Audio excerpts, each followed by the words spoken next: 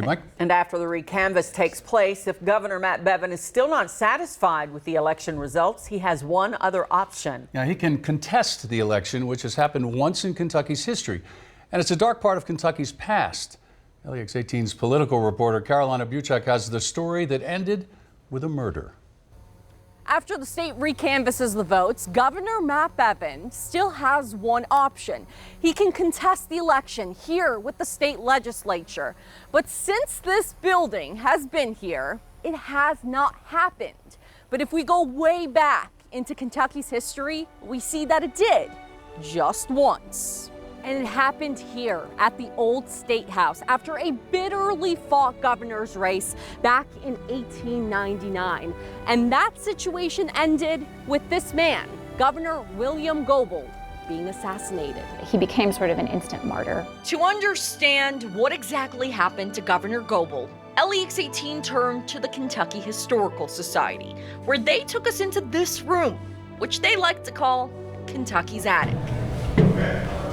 And deep into the archives, neatly packed into this box. The back of the shirt has been opened up by the surgeon. Is the history of the assassination of Governor Goebel. This is the shirt that Governor Goebel was wearing on that fateful day. And the bullet entered just under his arm there and exited about 2 inches lower in his back.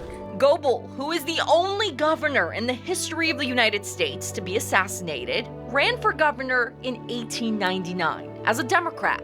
The whole election from the primaries on is really, really ugly and kind of shady too. He lost the race by a little more than 2,000 votes.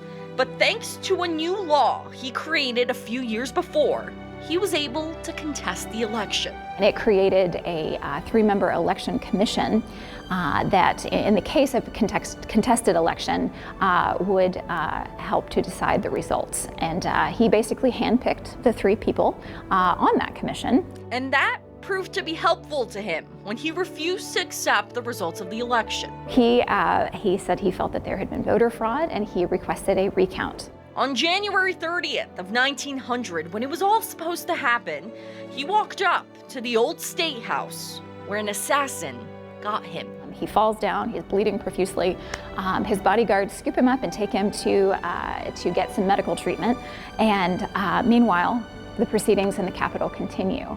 And the Election Commission, after reviewing everything, surprise, surprise, determines that they believe Goebel should actually be the governor. After some secret meetings, the Democrats decided Goebel, who at this point was still alive, was the legitimate governor, and he was sworn in less than 36 hours after getting shot. He died on February 3rd, serving as governor for only 3 days. 3 days of chaos, where historians say the state was at the brink of civil war. So these are images of all the troops. In Frankfort, Carolina Buchak, LEX 18 News. Despite several suspects who went to trial, Goebel's killer was never caught, so the assassination is still unsolved.